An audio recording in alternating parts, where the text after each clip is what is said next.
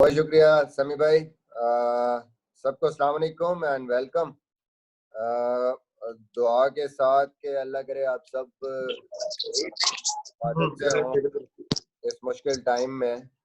अल्लाह आप सबको और सबकी फैमिलीज को महफूज रखे। इम्पोर्टेंट अनाउंसमेंट रिगार्डिंग हमारे सेंटर कॉन्ट्रैक्ट के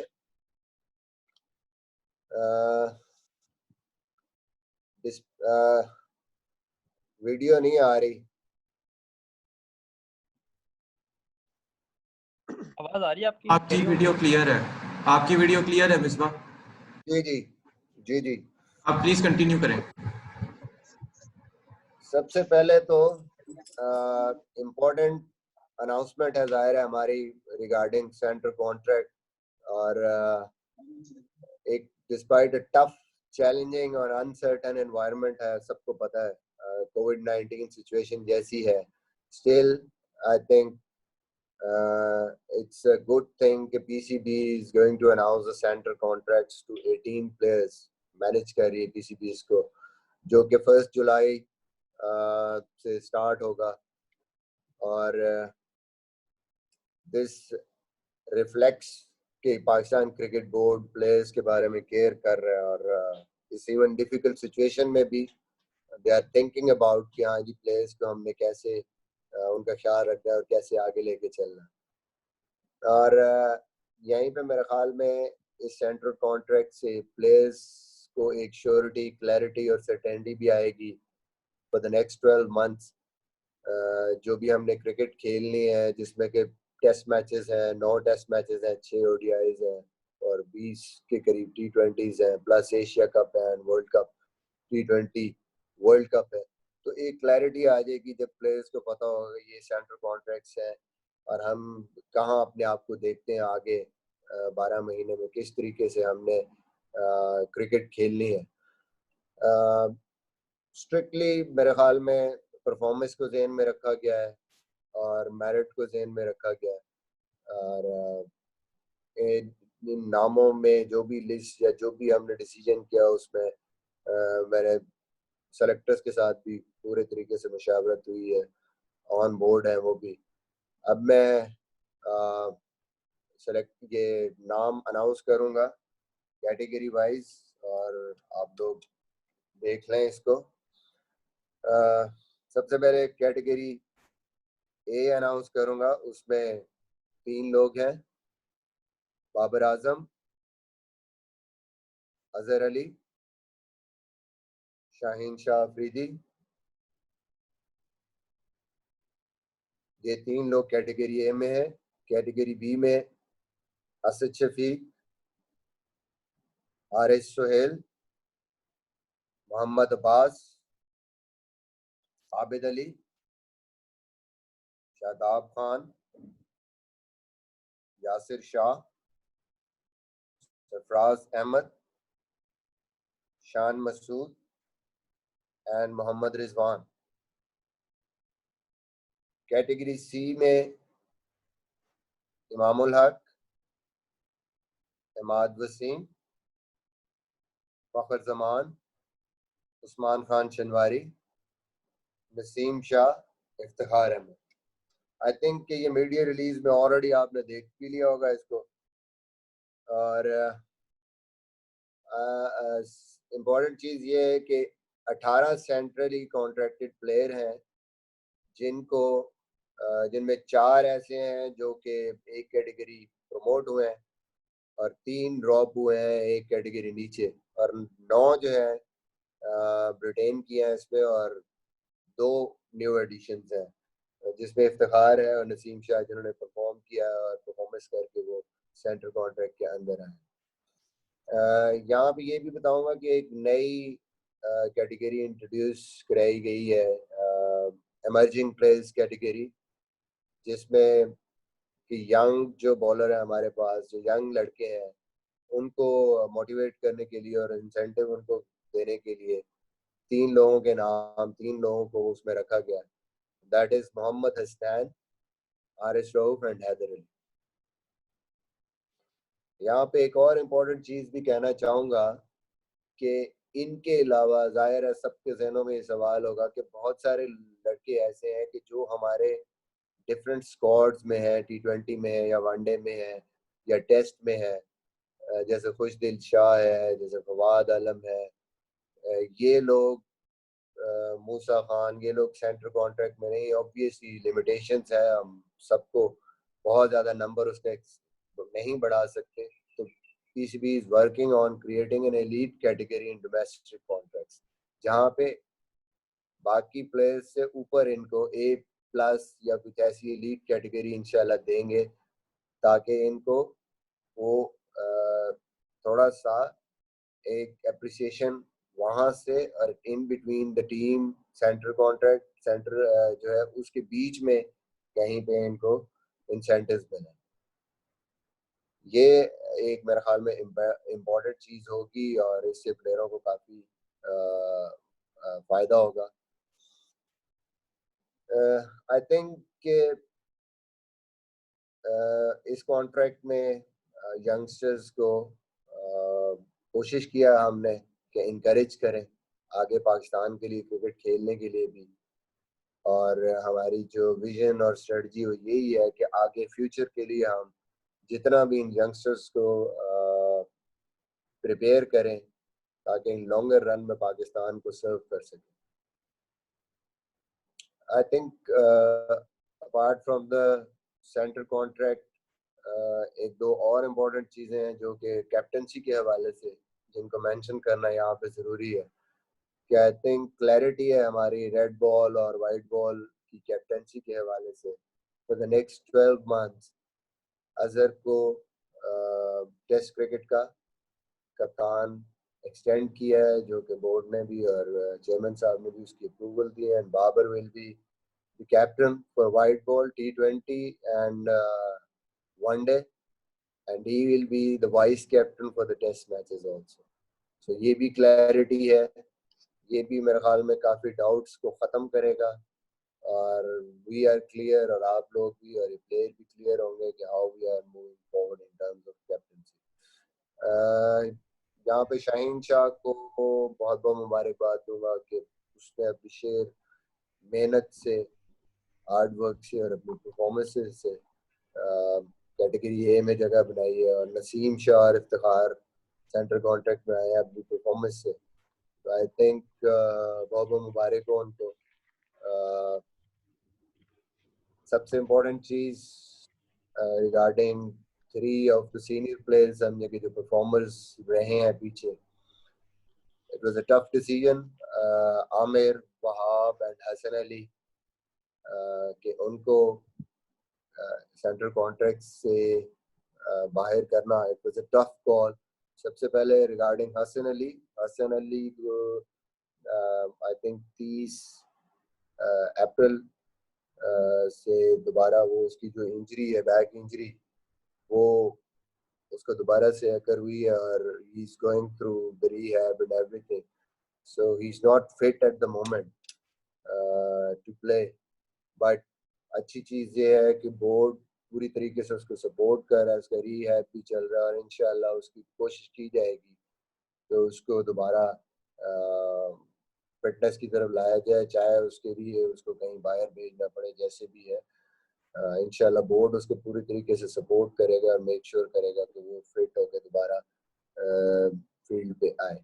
regarding Aamir and Wahab, I think still believe still they can win matches for Pakistan, और they have a lot of cricket in them. White ball cricket में अभी भी अच्छे बॉलर हैं, हमारे टॉप के बॉलर हैं, and they will remain our plans selection के, but same like we did last time, Shoaib Malik और Hafeez, they are there for selection. Centre contract में नहीं होंगे, लेकिन हम इनको आगे यूटिलाइज भी करेंगे और जहाँ टीम को जरूरत होगी इनको पिक करेंगे, और आई think they can still contribute in the success of the side. और इसी तरीके से सेंटर कॉन्ट्रैक्ट का यह भी मकसद नहीं है कि we are limited to these players. अगर अगले सीजन में या इस सीजन में भी किसी ने परफॉर्मेंसेस की हुई हैं तो जहाँ भी कोई फिट इन होगा लड़का ऑन देयर परफॉर्मेंसेस, वो किसी भी स्क्वाड का हिस्सा बन सकता है और इंशाल्लाह उसको हम उस बेसिस पे पिक करेंगे.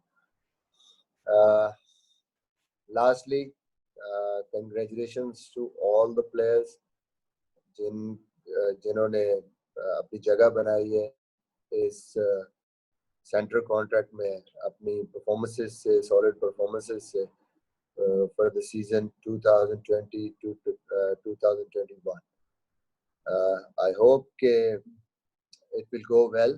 That's it from my side. And if you got any questions now, I think I'm there to answer those questions. Thank you, Misbah, for the detailed and comprehensive opening statement. Gentlemen, मैं तीन साथियों से request करूंगा कि एक-एक करके वो सवाल. एक चीज यहाँ पे मेंशन कर दूं जो मैंने जो बात नहीं हुई कि ये जो 3 प्लेयर हैं हमारे सीनियर प्लेयर, कैलिफोर्निया मेरी इनसे बात हुई है और थॉट्स शेयर किए हैं. इनको मैंने सारी चीज़ें बताई हैं कि क्या रीजंस हैं जो भी है, एंड आई थिंक कि they know about that. It was tough decision but ये भी मेरे ख्याल में बताना जरूरी है. Thank you. Thanks for the clarification Misbah. तो मैं साथियों को तीन का हम पेयर ग्रुप बना के चलेंगे. अगर आपका सवाल ऑलरेडी हो चुका हो तो काइंडली पास कर दीजिएगा अगले साथी के लिए, क्योंकि रमजान का टाइम है, असर का भी टाइम आने वाला है. तो कोशिश करेंगे जितने सवाल ले सकते हैं हम ले लें, बट अवॉइड करेंगे कि रेपिटेशन हो. तो शाजी, चूंकि आप इस्लामाबाद में बैठे हुए हैं तो आपसे सवाल करते हैं. आपसे पहला सवाल लेंगे, फिर यूसुफ अंजुम साहब से लेंगे और फिर सुहेल इमरान साहब से लेंगे. जी अस्सलाम वालेकुम जी मिसबा साहब. जी वालेकुम. ये थोड़ा सा एक क्लेरिफाई कर दीजिएगा कि सेंट्रल कॉन्ट्रैक्ट में रहने के लिए आपको तीनों फॉर्मेट खेलना जरूरी है. जिस तरह आपने वहाब को और आमिर को सेंट्रल कॉन्ट्रैक्ट से अलग किया, तो ये इसका रीजन यही है कि इन्होंने तीनों फॉर्मेट ये नहीं खेल रहे, टेस्ट क्रिकेट के लिए सीरियस नहीं है या छोड़ दी टेस्ट क्रिकेट. तो मेन रीजन यही बनता है. और अगर आगे ये आना चाहते हैं तो ये फिर तीनों फॉर्मेट खेलना इनको जरूरी है, फिर इनको आने. नहीं सर, ऐसी कोई चीज नहीं है. तीनों फॉर्मेट खेलना जरूरी नहीं है सेंट्रल कॉन्ट्रैक्ट के लिए. देखें, ओवरऑल हमने एक लिमिटेड हमारे पास नंबर है और उसमें हमने देखना है फ्यूचर अपना, उसको भी हमने लेके आना है. जैसे शेब और हफीज थे, उनके हवाले से भी हमने लास्ट टाइम ये डिसीजन किया था ताकि 2 यंगस्टर्स को उनकी जगह हम सेंट्रल कॉन्ट्रैक्ट में इंसेंटिव दे सकें. और यही रीजन है इनके पीछे भी. I think they are there for selection, but क्योंकि लिमिटेड नंबर है तो हम इनकी बजाय अगर 2 यंगस्टर्स हमारे उसमें होंगे सेंट्रल कॉन्ट्रैक्ट में तो उनको हम एक तो इनकरेज भी कर सकते हैं और इंसेंटिव भी दे सकते हैं. लेकिन सेंट्रल कॉन्ट्रैक्ट के लिए कोई ये जरूरी नहीं है कि जी तीनों फॉर्मेट्स के लिए अवेलेबल रखना जरूरी है. Thank you.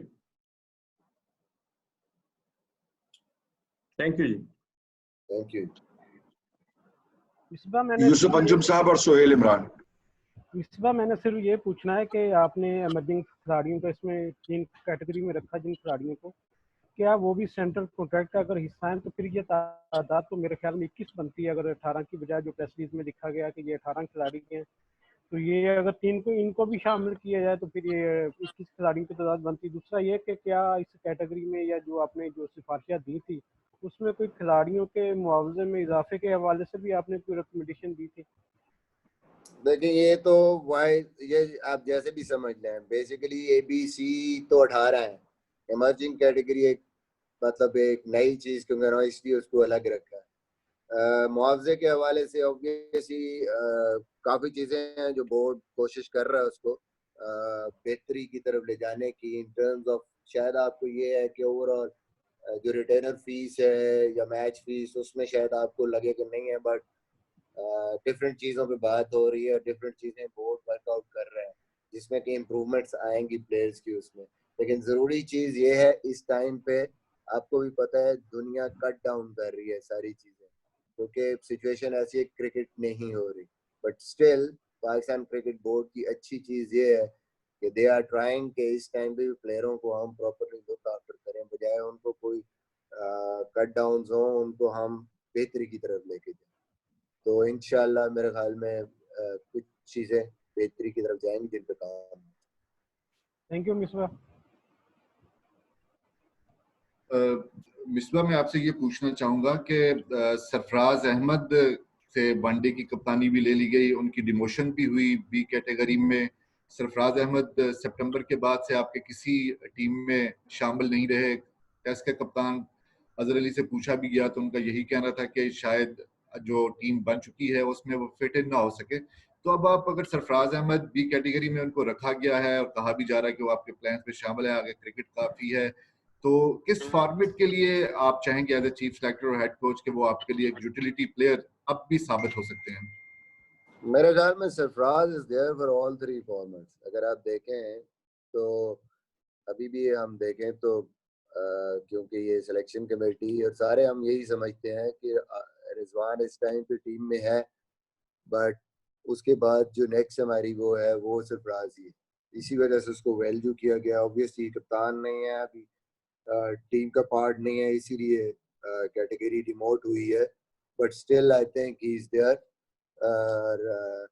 टेस्ट वनडे जहाँ पे भी हमें या T20 में ज़रूरत पड़ेगी हमें, मतलब रिजवान टीम में है जिस फॉर्म में भी, तो नेक्स्ट यही हम समझ रहे हैं कि हमारे पास जो रिप्लेसमेंट है वो सरफराज है, इसीलिए उसको कैटेगरी बी में रखा गया और उसको कंसिडर किया जा रहा है। Thank you. बाकी तीन हमारे जो अब नेक्स्ट तीन साथी आएंगे वो हैं अबू बकर, बाकरी साहब और अली हाशमी साहब। तो भाई मेरा क्वेश्चन ये, आपने हसन का जिक्र किया कि वो काफी अच्छे से अनफिट है, टीम के पास भी रहे। मुझे समझ नहीं आ रही, थोड़ी आवाज ब्रेक हो रही है, can you please repeat? Mister भाई मेरा क्वेश्चन था कि आपने कहा कि हसन अली जो है वो अनफिट है, अभी तक मुकम्मल तौर पर फिट नहीं हो पाए, लेकिन इस तमाम सूरत हाल का अगर हम देखें तो पूरा PSL भी खेला हसन अली ने। पाकिस्तान क्रिकेट बोर्ड ने उस वक्त क्या सोचा था? हसन अली को कुछ कहा गया था या हसन अली से उनकी फाइंडिंग्स ली गई थी, वो कितने फिट हैं, खेल सकते हैं या नहीं खेल सकते? जी हसन अली सेट टू वो क्लियर था, मेडिकल पैनल ने भी उसको क्लियर कर दिया था, रिहैब कर लिया था, उसकी फिटनेस ठीक थी और फिटनेस क्लियरेंस के बाद ही वो PSL में दोबारा मतलब उसने जाके मैचेस खेले। अब ये इंजरीज ऐसी हैं, back injuries, you don't know कि सडनली क्योंकि आपको झटके लगते हैं फील्ड में। ही वाज टोटली फिट, दोबारा से उसकी रीअकरेंस हुई है और इट कैन हैपन। सो ये नहीं था कि वो को हाफ कुक था या अभी तक पूरी तरह फिट नहीं हुआ था और उसको इजाजत मिल गई। उसने आई थिंक सारे प्रोटोकॉल से निकल के गया, वो he was fit to play.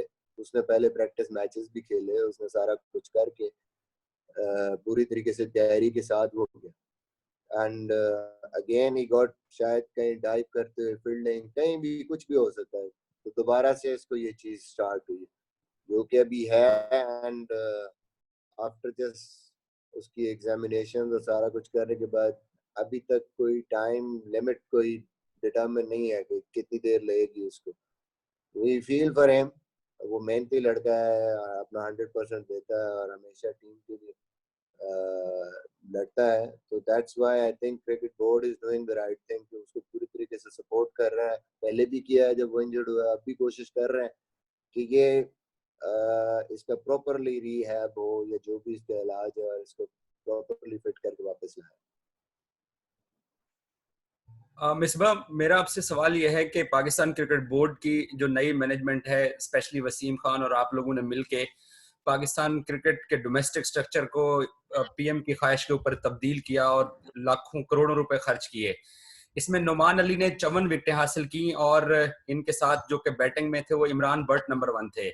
गो के आप पाकिस्तान की टीम को प्रमोट कर रहे हैं और शायद डोमेस्टिक के लड़कों के लिए आप कुछ करेंगे भी सही, लेकिन इन 2 कायद-ए-आज़म ट्रॉफी के नए फॉर्मेट के डोमेस्टिक के टॉप प्लेयर्स को इनकरेज करने के लिए सेंट्रल कॉन्ट्रैक्ट में शामिल ना करना, एंड ऑफ द डे आप लोगों की कोशिश तो यही होती है कि ये लोग आके पाकिस्तान को सर्व करें ट्रॉफी में अच्छा खेल के, तो क्या ये इनके हौसले तोड़ने वाली बात नहीं है दोनों के?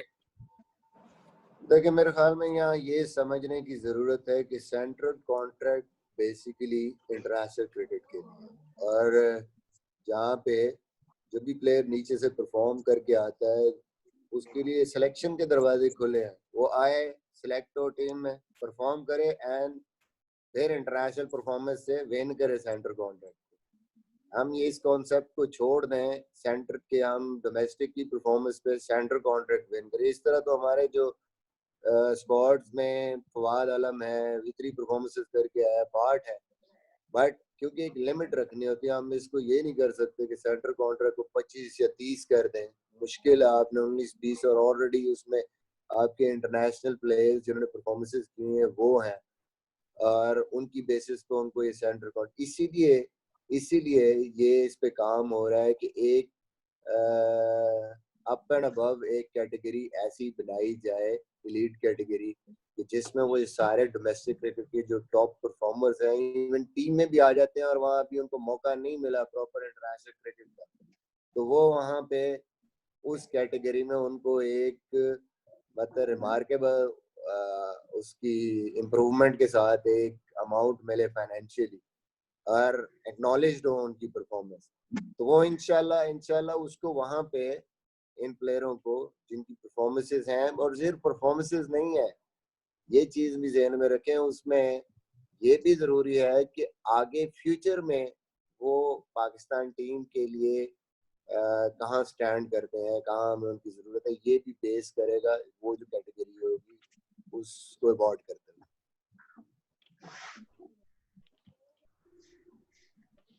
अली हाशमी।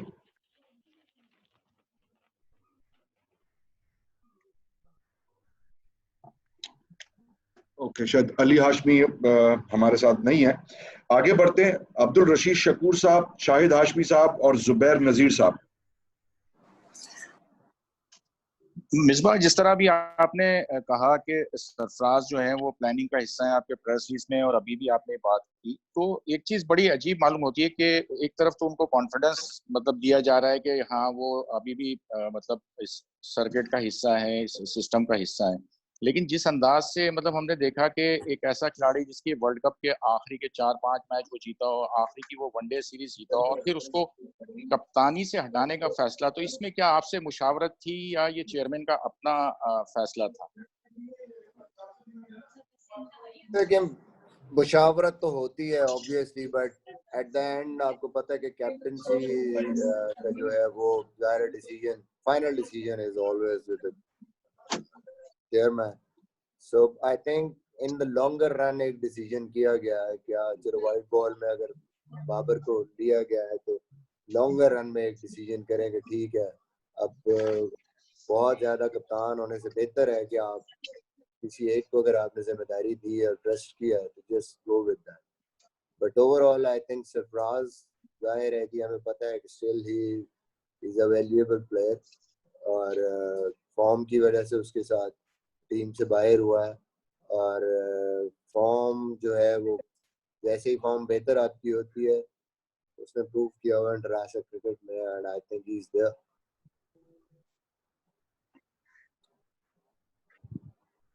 शाहिद हाशमी।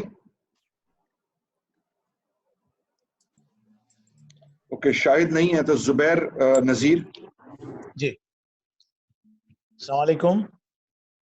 वालेकुम अस्सलाम। मिसबा, आपने अभी मेंशन किया फवाद आलम के हवाले से, फवाद आलम के हवाले से बता दी, क्योंकि आपने इससे पहले कहा कि जाहिर है कि तीनों फॉर्मेट में जो सेंट्रल कॉन्ट्रैक्ट है जरूरी नहीं है कि तीनों फॉर्मेट का प्लेयर हो, तो फवाद आलम की परफॉर्मेंस सबके सामने है, उसके अदाद शुमार भी सबके सामने है, तो क्या होप्स रखी जा सकती है फवाद आलम के हवाले से?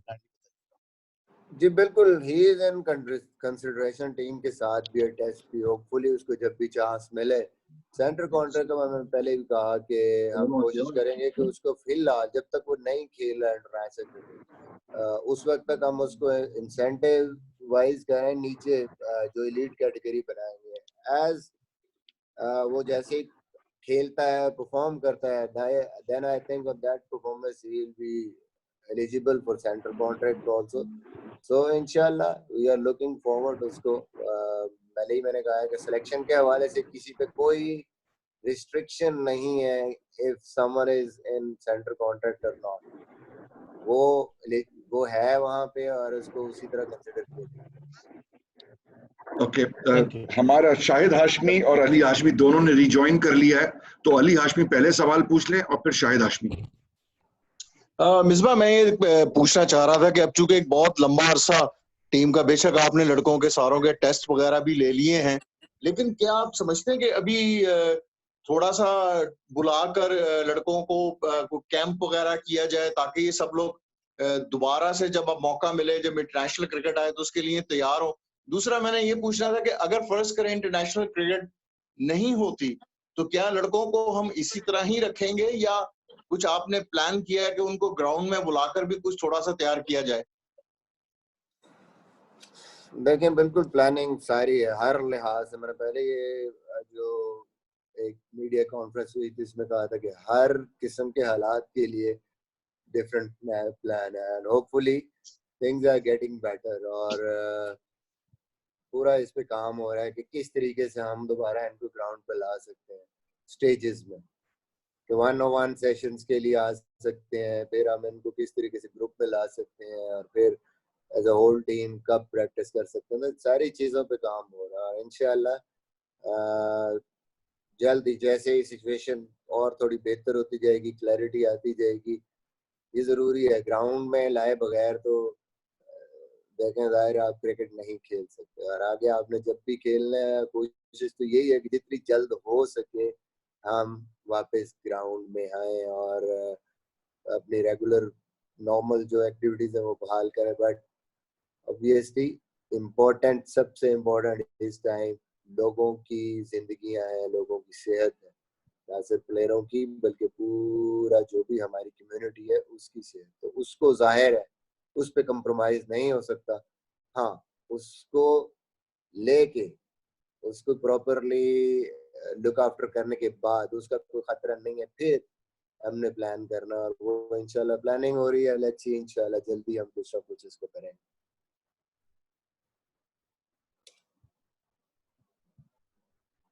शाहिद हाशमी आप हैं? ओके आगे बढ़ेंगे। शाहिद नहीं है। चौधरी अशरफ साहब, उमर फारूक कालसन साहब और अकील अहमद साहब। अस्सलाम वालेकुम मिसबा। जी वालेकुम अस्सलाम। मिसबा, लाजमी बात है कि आप चीफ सेलेक्टर हेड कोच हो, आपको इस बात का अंदाजा भी है कि आगे T20 वर्ल्ड कप भी आ रहा है और जो इंटरनेशनल क्रिकेट आ रही है, इंग्लैंड के खिलाफ सीरीज भी है, उसको मद्देनजर रख के ही आपने प्लेयर्स का सेंट्रल कॉन्ट्रैक्ट अनाउंस किया होगा।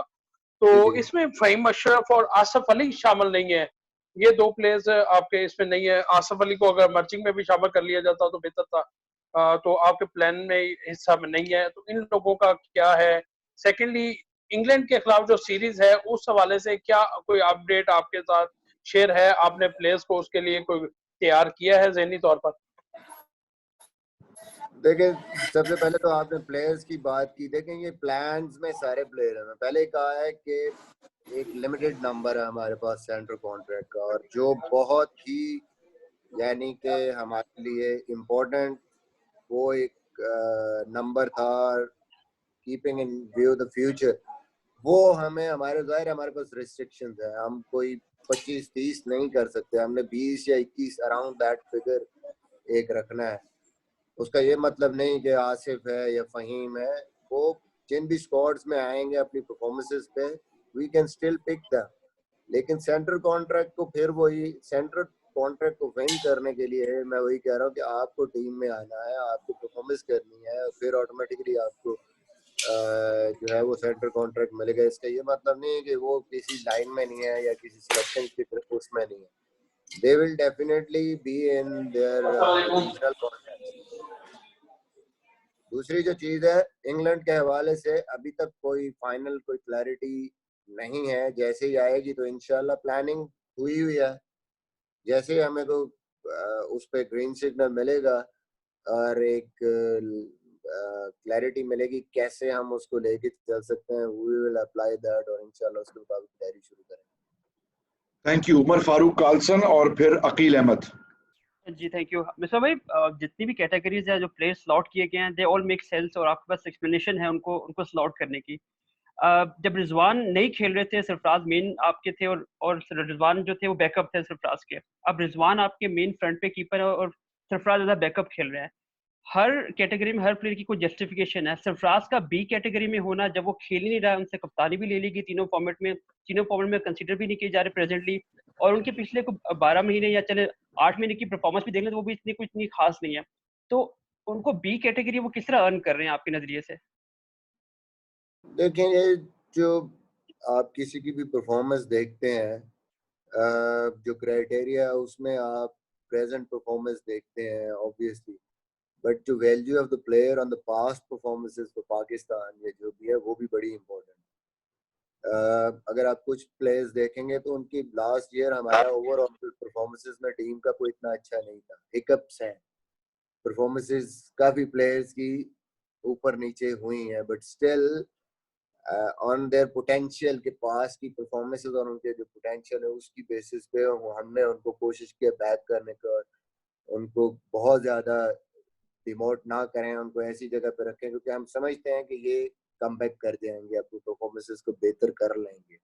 सरफराज भी उसी में है, ठीक है, उसको एक बैड पैच आया, उस पर उसकी परफॉर्मेंसेस का पोटेंशियल वाइज और प्रीवियस परफॉर्मेंसेस अगर देखें उसको देखते हुए, I think being the captain and serving the country और जो ओवरऑल उसकी वैल्यू है, ही डिजर्व्स बी। ठीक है, वो करंटली नहीं खेल रहा, कप्तान ने इसलिए डिमोशन हुई है, और Rizwan obviously is playing, performance भी अच्छी है, वो नीचे से ऊपर आ गया और दोनों बिल्कुल क्लोज बाय हैं। तो आई थिंक उस पर काफ़ी डिबेट हुई है, काफ़ी उस पर बात हुई है, और फाइनली डिसीजन यही था कि it is the right decision कि इसको बी में रखा।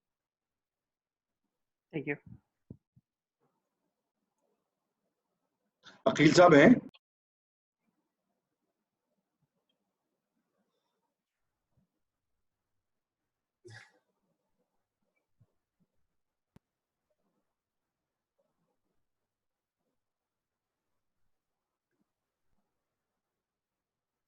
समीर भाई आपका माइक बंद है।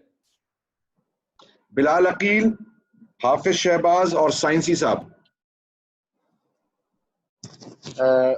मिस्टर भाई अस्सलाम वालेकुम। आपने ज्यादातर जो सेंट्रल कॉन्ट्रैक्ट में हमने खिलाड़ी देखे हैं और वो टेस्ट स्क्वाड का हिस्सा ज्यादा है, और दूसरा कि कई जगह कहा जा रहा है कि बाबर आजम जो है वो उनसे आपने उनको भी वनडे की कप्तानी दे दी है, लेकिन अभी वो इतने मैच्योर नहीं है।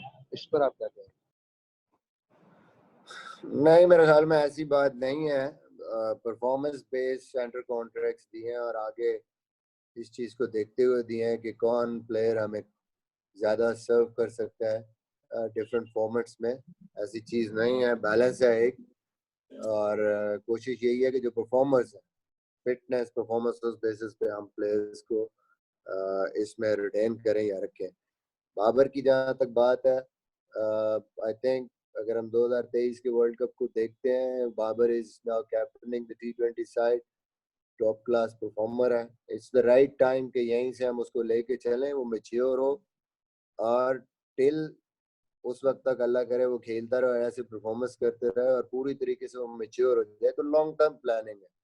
और दूसरा ये कि हमारे यहाँ पे बड़ा ज़रूरी है कि कप्तान जब आपका परफॉर्मर होता है तो आपके वैसे ही आपके लिए काफ़ी आसानी होती है, प्रेशर ऑफ होता है। तो I think in terms of that Babar is the more suitable person के जो आपके पास टॉप का एक बैट्समैन है, वर्ल्ड रैंकिंग में है इस टाइम, और वो चैलेंज को ले रहा है। T20 कप्तानी में अगर आप देखें तो उसकी परफॉर्मेंस बेहतर से बेहतर हुई है जब से वो कप्तान बना है। उसकी टेस्ट की परफॉर्मेंस भी कहाँ से कहाँ पहुंच गई, तो दैट मीन्स के वो प्रेशर ले सकता है और वो अच्छा रिस्पॉन्ड कर रहा है। उस चीज को देखते हुए मेरे ख्याल में बेटर डिसीजन है कि बंदा रिस्पॉन्सिबिलिटी ले सकता है, चैलेंज ले सकता है, तो why not just go ahead and grow. Hafeez Shahbaz साहब।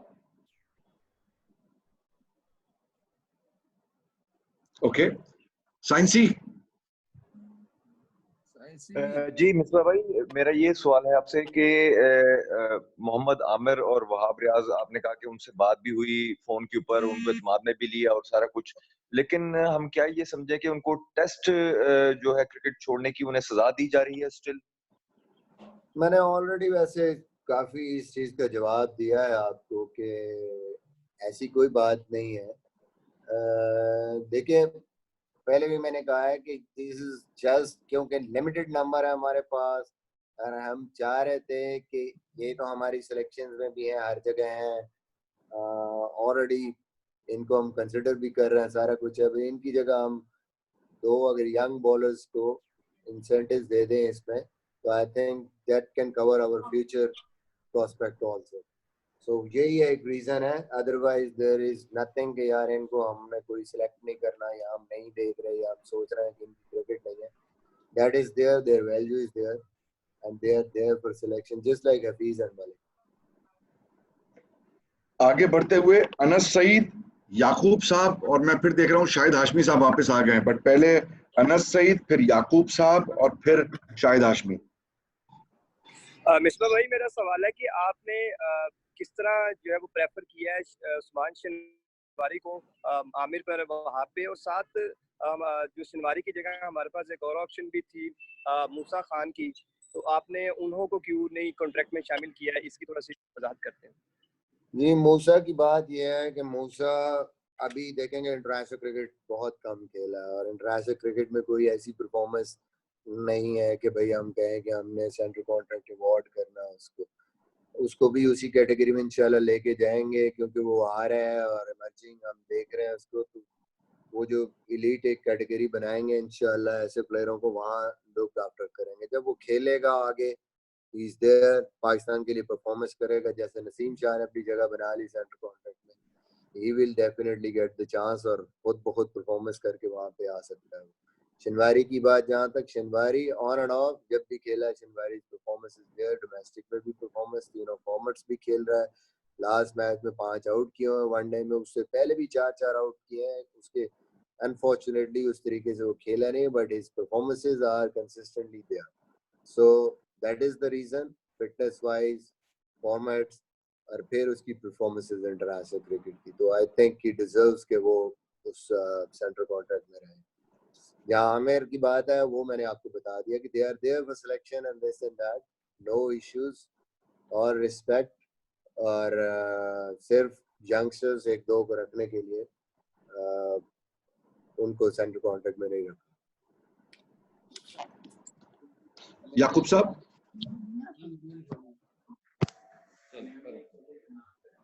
याकूब साहब लाइन पर हैं आप? हाँ जी, मैं लाइन पर हूँ। सवाल आइए, मेरी आवाज आई है? जी जी जी। अच्छा, मैंने लेट ज्वाइन किया था, अगर मेरा क्वेश्चन हो गया हुआ तो फिर मिसबा से रिक्वेस्ट है कि लेफ्ट कर दीजिएगा, कोई जरूरी नहीं आप क्वेश्चन आंसर दीजिए। अभी मैंने देख रहा था कि वहाब और इसका आमिर का नाम नहीं है, और हालांकि दोनों की परफॉर्मेंस ठीक है, और ऐसे लग रहा है कि इसको इनको निकालने का मतलब ये है कि शायद आपने उनको अब अपने T20 और वनडे के गेम प्लान में भी नहीं रखा होगा। अगर परफॉर्मेंस देखी जाए तो उनकी बेहतर है, और आपकी बात में फिर कंट्राडिक्शन आ रही है। एक तो सरफराज को आप कह रहे हैं कि हम उसके ओल्ड क्रिकेटर की जो वैल्यू रेपुटेशन है उसको देकर भी उसको हमने रखा है, इसलिए तो अगर ओल्ड की रेपुटेशन देखनी है तो फिर उसमें आमिर तो कम से कम आता है, तो ये फिर अब ये कंट्राडिक्शन नहीं हो रही है आपको? वैसे तो मैंने इस सवाल का जवाब दे दिया को 2 दफा, लेकिन आमिर और वहाब की सिलेक्शन में कोई इश्यू नहीं है, दे आर देयर, हमने कोई उनको प्लान से बाहर नहीं किया, they are in our plans, T20 और वनडे के बिल्कुल प्लान्स में है। उसकी वजह यही है कि सिर्फ जूनियर 2 बॉलर्स को रखने के लिए, उनको इंसेंटिव देने के लिए, उनको कॉन्ट्रैक्ट, क्योंकि लिमिटेड हमारे पास नंबर है, तो इनकी जगह हमने उनको कॉन्ट्रैक्ट दिया है, जस्ट लाइक हफीज और मलिक को जैसे हमने लास्ट टाइम नहीं दिया, और उनकी जगह यंगस्टर्स 2 को इंसेंटिव दिया। ये दूसरी जो बात सरफराज की बात है, सरफराज की जी सर, तो ये क्योंकि जहाँ इनको भी हम कंसिडर कर रहे हैं, सरफराज को, सरफराज भी तीनों फॉरवर्ड्स में हमारे पास इस टाइम रिजवान है, लेकिन second choice Sarfaraz at the moment. So we are looking for उसकी पास परफॉर्मेंसेस, और करंटली वो फिटनेस वाइज भी बहुत इम्प्रूवमेंट है, हर चीज़ है, एंड ही इज देयर। और अभी हमारे पास और कोई रिप्लेसमेंट ऐसी नहीं है, तो he is after Rizwan, he is the choice, so that's why we are just considering him in the B category. Thank you. Shahid Hashmi साहब हैं या जा चुके हैं? ओके, तीसरी दफा भी शाहिद हाशमी साहब अवेलेबल नहीं है। अकील साहब हैं? शाहिद भाई आए तो थे, अभी गायब हो गए फिर। हाँ, वो आ रहे हैं जा रहे हैं पता नहीं। ओके, अकील भाई भी नहीं है। कोई ऐसा दोस्त जो साथ इस वक्त ग्रुप में हो बट उसको अपॉर्चुनिटी ना मिली हो सवाल करने की? हाफिज शहबाज। हाफिज शहबाज साहब, हाँ आपका मैंने नाम पुकारा था उस वक्त, आप मेरे ख्याल से सो रहे थे। माजिद भाई भी लाइन पे हैं जी। माजिद भट्टी आ गए? जी जी वो भी हैं। ओके, तो हाफिज शहबाज साहब बात कर ले, फिर माजिद भट्टी साहब सवाल कर लें।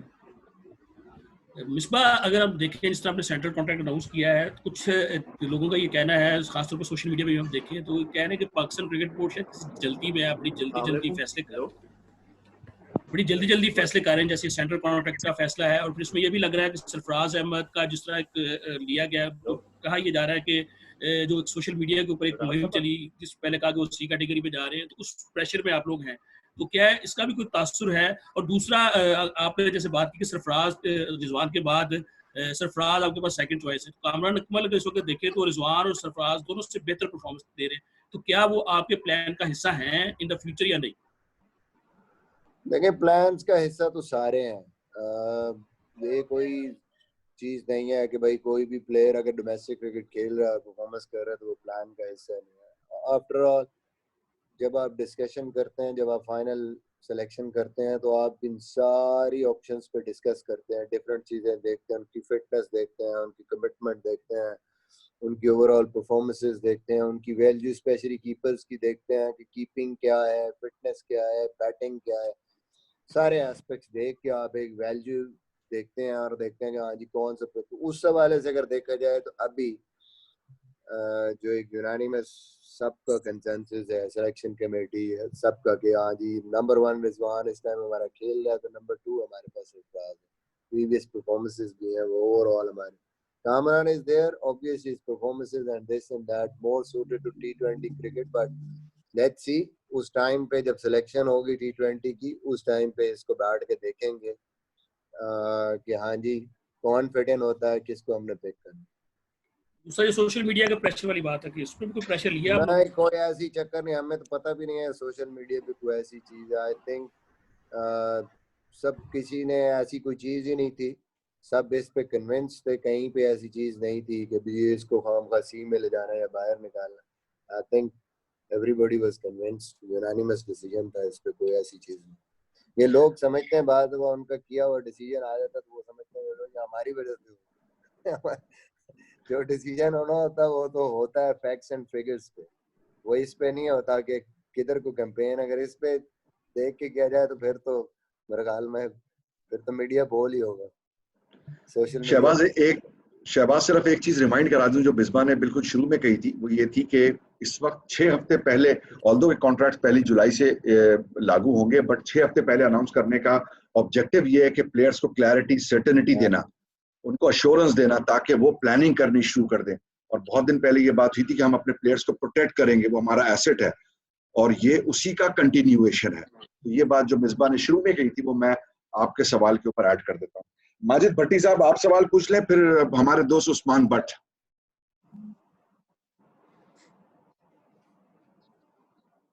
दिए थे उसी हवाले से अगर थोड़ी सी क्लैरिटी इसमें ले आए।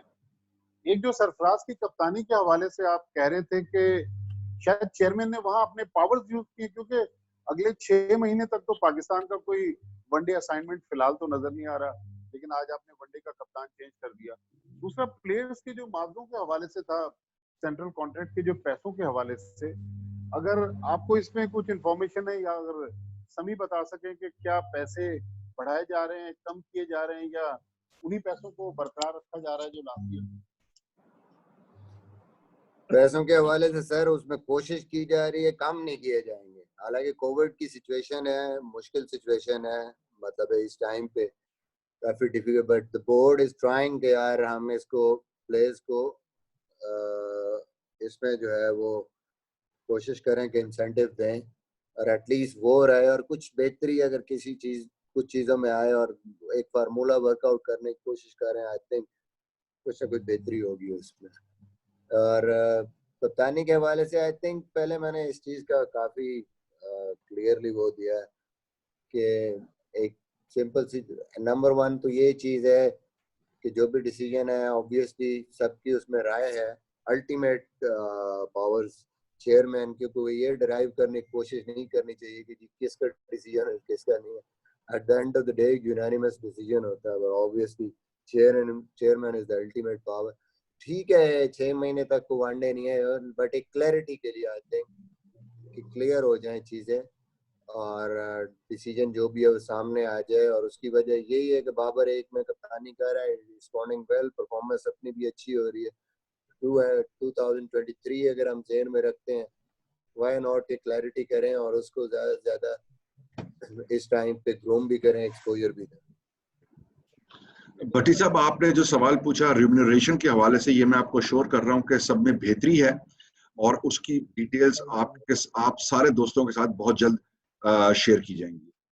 लेकिन सभी अगर आज तक की बात हम करें तो आज तक अभी पैसे तय नहीं हुए, जो मुआवजे थे, जो सैलरीज की बात उधर अब जा रही है। कैसे खोली, कहाँ से खोली?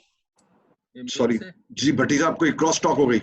नहीं, मैं ये कह रहा हूँ कि इसका मतलब ये लिया जाए कि अभी तक जो सैलरीज हैं उस हवाले से कोई पॉलिसी बनी नहीं, बनेगी बहुत जी नहीं बिल्कुल बन गई है जी, बिल्कुल बन गई है, बट बिल्कुल बन गई है। उसके अंदर मजीद बेहतरी भी आ चुकी है, बट उस एग्जैक्ट फिगर तक पहुंचने के लिए थोड़ा सा टाइम चाहिए, थोड़ी सी बड़ी मालूमात चाहिए। अगर मैं आज आपको बताऊंगा तो शायद 15 दिन की मालूमात में बात आगे बढ़ चुकी होगी। ऑलरेडी आज इंक्रीज है, बट वो अल्टीमेटली वो इंक्रीज कहाँ जाके खत्म होने वाला है उसका तयन मेरे ख्याल से 1 आध हफ्ते के बाद हो जाएगा, और फिर वो डेफिनेटली हम आपके साथ शेयर कर देंगे। और आपके साथ जब शेयर करेंगे तो आप मेरी इस बात के ऊपर यकीन कर लेंगे कि हाँ, इन लोगों की सैलरीज में इंक्रीज है। उस्मान भट्ट और फिर अकील भाई अगर हमसे बात करना चाहें तो। मिसबा भाई, मेरा सवाल ये है कि पिछले साल जैसे देखा गया कॉन्ट्रैक्ट की जो तादाद थी खिलाड़ियों की कम कर दी गई, उससे पिछले साल जितनी थी इस साल भी एक खिलाड़ी कम कर दिया गया। तो ऐसा तासुर आ रहा है कि जैसे पाकिस्तान क्रिकेट बोर्ड इस तरफ जा रहा है कि सिर्फ कॉन्ट्रैक्ट उन्हीं को दिया जाए, प्लेइंग 11 जो हों जिन्होंने पूरा साल खेलना हो या 1-2 एक्स्ट्रा खिलाड़ी हों। तो इस हवाले से वजाहत करते हैं कि क्या बीसीबी खिलाड़ियों को उन्हीं खिलाड़ियों को कॉन्ट्रैक्ट देगा जो पूरा साल खेलेंगे, मतलब प्लेइंग 11 होंगे या 1-2 एक्स्ट्रा होंगे?